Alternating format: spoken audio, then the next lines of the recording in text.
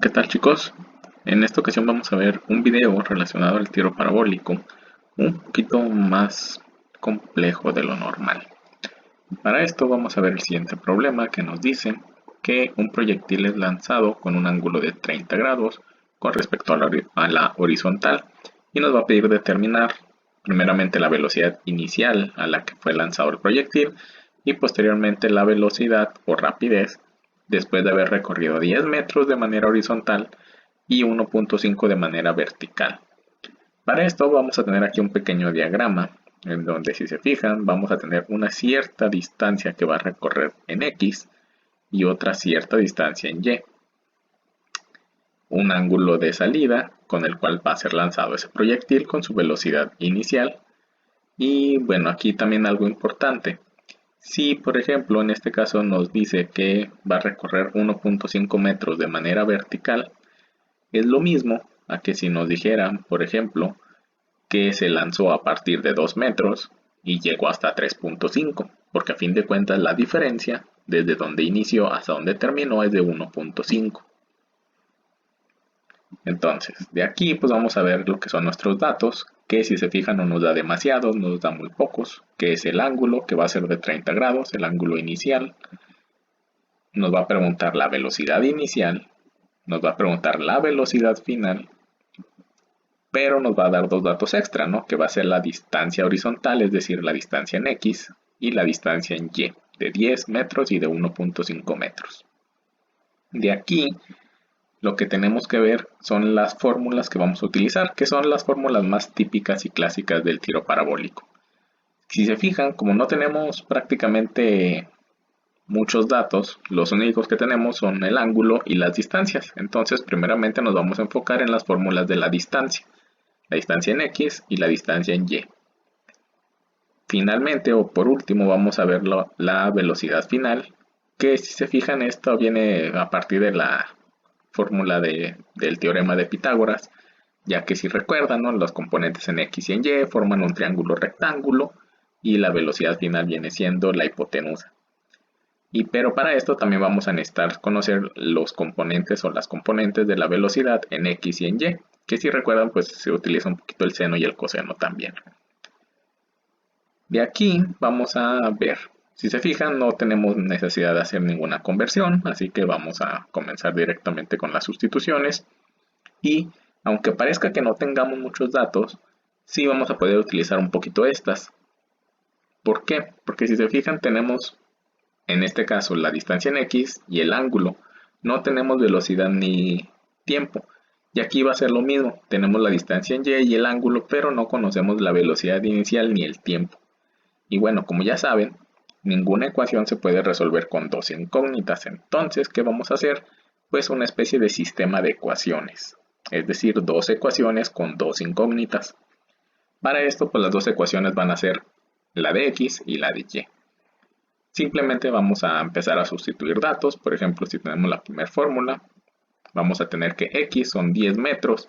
Aquí la sugerencia siempre es no utilizar las unidades de medida, porque si las empezamos a escribir, va a ser un relajo muy largo de estar escribiendo cada unidad de medida y no nos conviene, al menos para este tipo de problemas que son algo largos. Entonces tendríamos la distancia de 10, la velocidad inicial, coseno de 30 y el tiempo. De aquí, si se fijan, vamos a tener dos incógnitas, la velocidad inicial y el tiempo, que están presentes en las dos. Pero si se fijan, el tiempo en esta parece cuadrado. Entonces, algo que se utiliza muchas veces en este tipo de problemas es hacer una igualación, resolver el sistema de ecuaciones por medio de igualación. Entonces, si utilizamos el tiempo al cuadrado, pues va a ser muy difícil despejarlo para igualarlo. Entonces lo más recomendable en este caso va a ser despejar la velocidad inicial, que va a ser muy fácil despejar. Y aquí pues empezamos a hacer ese despeje. La velocidad inicial, quitamos el coseno y el tiempo que están multiplicando, lo ponemos dividiendo y hacemos la sustitución, ¿no? El coseno de 30 grados pues es 0.866t. Podríamos hacer la división de 10 entre el 0.8, pero no tiene tanto caso. Ahorita vamos a ver por qué. Vámonos a la segunda ecuación y vamos a hacer exactamente lo mismo, no solamente sustituir datos. la y que era 1.5, el seno de 30, el tiempo menos un medio de la gravedad 9.81. Aquí también un dato importante. En algunas fórmulas aquí les ponen un más.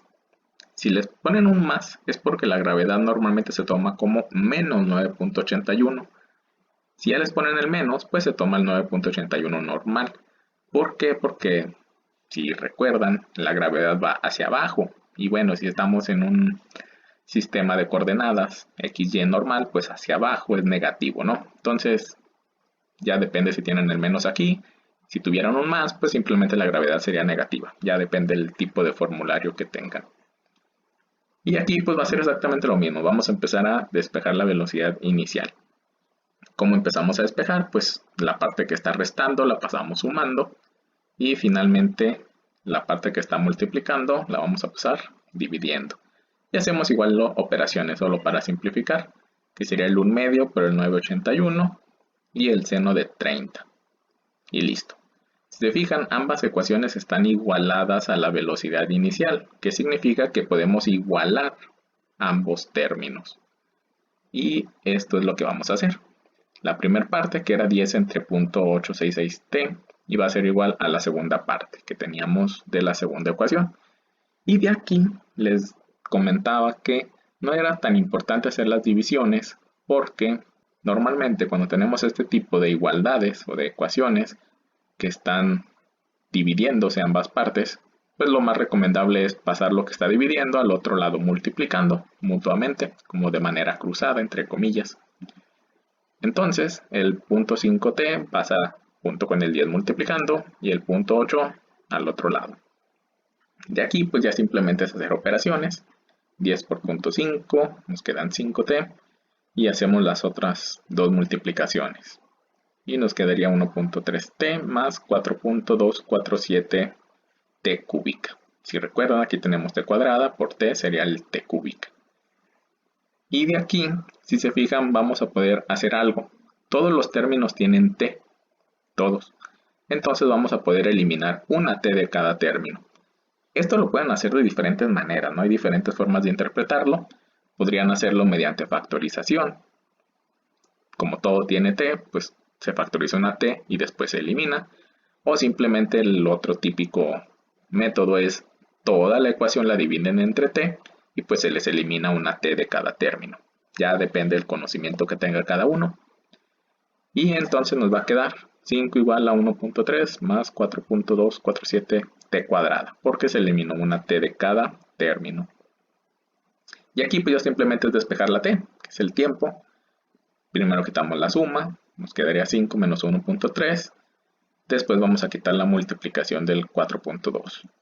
Acá arriba hacemos la resta, 3.7, pasamos el 4.2 dividiendo, hacemos operación, nos va a quedar 0.871. Y el cuadrado ya saben que se quita con una raíz.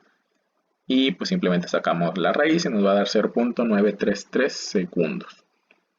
Aquí es lo que les decía, ¿no? La importancia de no necesariamente poner las unidades de medida, ya que si todo está en el sistema internacional, pues evidentemente los resultados nos van a dar en el sistema internacional. Y ya saben que el tiempo se mide en segundos. Pero, pues el tiempo no nos lo piden, nos piden las velocidades. Y para eso, pues vamos a utilizar cualquiera de las dos fórmulas que teníamos anteriormente. La más fácil, pues era la primera, porque está bastante sencilla, muy cortita. Sustituimos el tiempo, que era 0.933, y hacemos operaciones. Y nos va a dar 12.376 metros sobre segundo.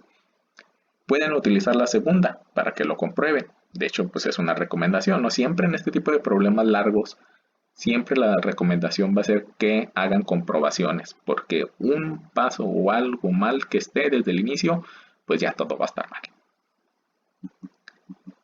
Y ahora sí, como ya tenemos la velocidad inicial, ya solamente nos va a faltar calcular la velocidad final, pero esa velocidad final va a depender de dos partes, de la parte en X y de la parte en Y. Por eso vamos a calcular cada una de las partes, de las componentes, como se le conoce.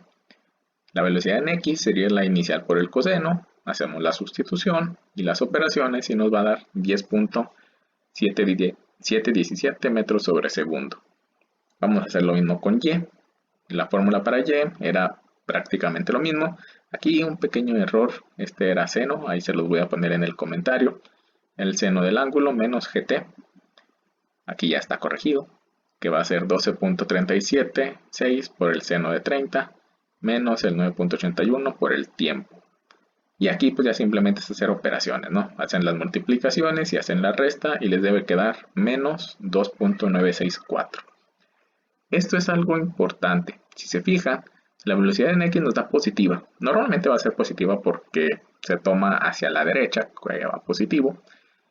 Pero en este caso la velocidad nos va a dar, la velocidad en Y nos va a dar negativa. ¿Por qué nos da negativa? Simplemente nos da a indicar que en ese punto, en ese momento, la velocidad ya va hacia abajo, porque estamos hablando de Y. Es decir, que pues va cayendo el objeto, ¿no? Si fuera positiva, significa que va subiendo el objeto. Entonces, ya tenemos las dos velocidades, pues ya simplemente es cuestión de aplicar la fórmula de la velocidad final, que sería la raíz cuadrada de la suma de los cuadrados que comentamos que venía del teorema de Pitágoras. Entonces, pues de aquí ya simplemente se hacen las operaciones, las sustituciones, el 10.7 más el menos 2.9 al cuadrado. Recuerden que este menos, cuando lo elevan al cuadrado, pues se les va a hacer positivo. Entonces hay que tener mucho cuidado ahí en esos pequeños detalles. De aquí, pues les debe quedar la raíz de 123.6, sacan la raíz y les debe dar 11.11 aproximadamente metros sobre segundo. Y listo. En este caso, si se fijan o si lo leyeron, nos pide la rapidez. La rapidez en sí, o de manera teórica, pues es únicamente el valor numérico. Si nos pidieran el ángulo, pues simplemente hay que sacar el ángulo a partir de las fórmulas iniciales que teníamos, despejando el ángulo, obviamente. Y de nuevo, también como siempre les digo, ¿no? A lo mejor aquí para poder comprobar un poquito todos los resultados hasta el final, podrían utilizar las mismas fórmulas del inicio, pero obviamente sin sustituir X. Van a obtener X y van a obtener Y a partir de su velocidad inicial y de su tiempo.